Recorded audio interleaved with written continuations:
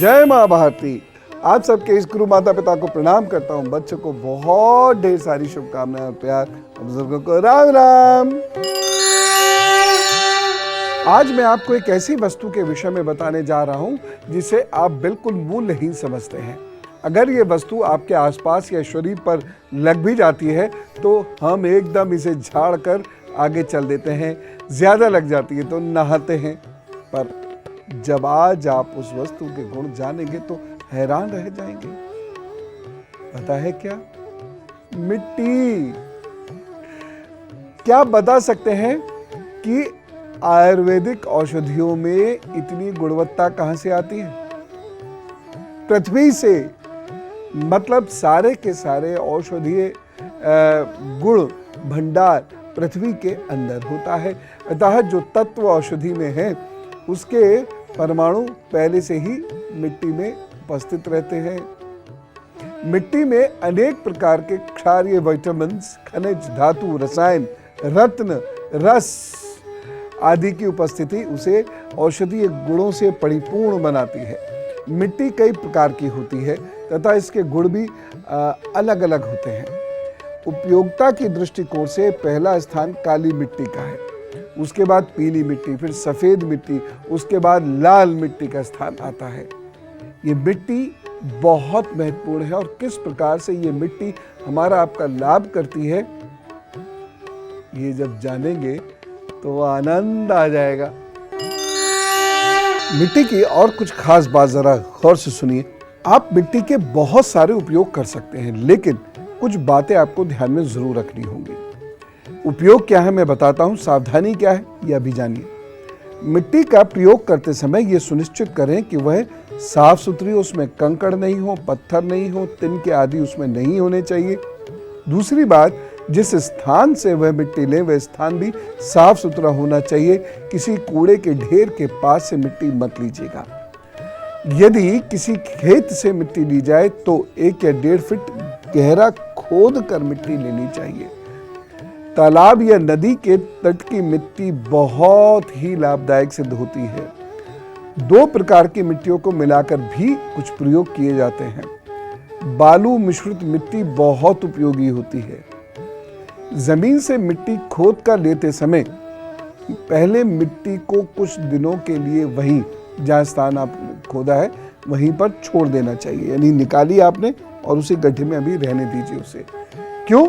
इससे खुली हवा मिट्टी को मिलेगी, तेज धूप मिलेगी, चांदनी का प्रभाव भी उस मिट्टी पर पड़ेगा।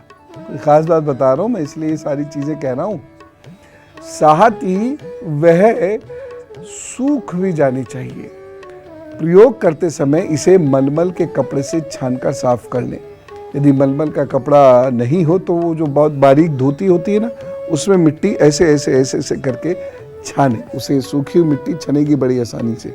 उसे छाने लेंगे तो वह बारीक सा पाउडर आएगा और ये बहुत काम का होता है। बताता हूं, अब सुनिए जरा कुछ और खास बात।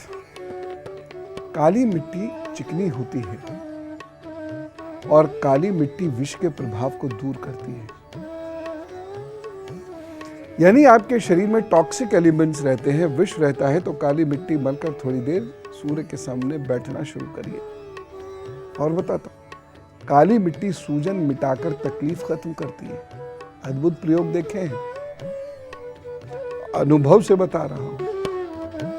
तो ईश्वर ना करे कभी चोट लग जाए और ऐसी जगह पे हो जहां कोई एकदम चिकित्सीय सलाह ना मिल पाए तो कुछ जो काली काली सी मिट्टी हो उसको मल लीजिएगा, थोड़ी देर बैठ जाइएगा, बहुत लाभ होगा। और जिन लोगों को अर्थराइटिस आदि की प्रॉब्लम रहती है, खासतौर से गाउट, जिनकी हड्डियां सूज जाती हैं, उन्हें गुनगुने जल में रात में काली मिट्टी भिगो देनी चाहिए और 24 घंटे तक भीगी रहने दीजिए, उसके बाद लगाइए। लेकिन मिट्टी अच्छे से छान लीजिएगा, उसके बाद इसको लगाइए। लगाने के बाद जब ये बिल्कुल सूख जाए तब इसको हटा दीजिए, बहुत फायदा होगा। जलन होने, घाव होने, विषैले फोड़े होने, चर्म रोग जैसे दांत खाज आदि में काली मिट्टी का बड़ा जबरदस्त उपयोग होता है। रक्त के गंदा होने और उसमें विषैले पदार्थ के जमाव को यह मिट्टी कम करती है।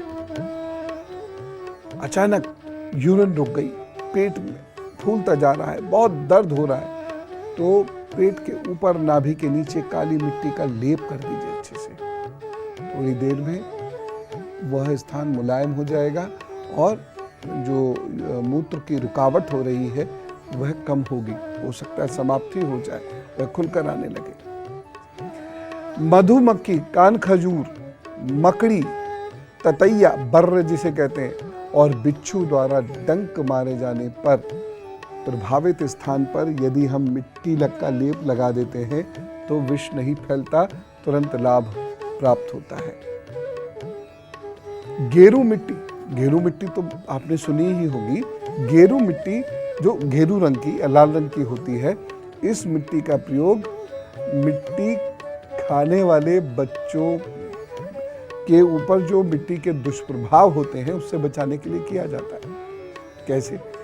गेरू को घी में तलकर शहद मिलाकर देने से बच्चों के स्वास्थ्य में अद्भुत रूप से सुधार आता है। इसे चिकित्सीय निर्देशन में ही लेना चाहिए, मैं तो सूचना दे रहा हूं बस आपको।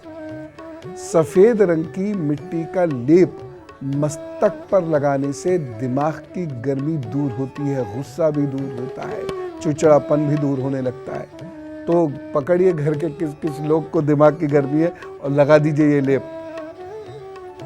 सर चकराने तथा सर दर्द जैसी समस्याएं होने पर सफेद मिट्टी का लेप करने से दर्द खत्म होने लगता है।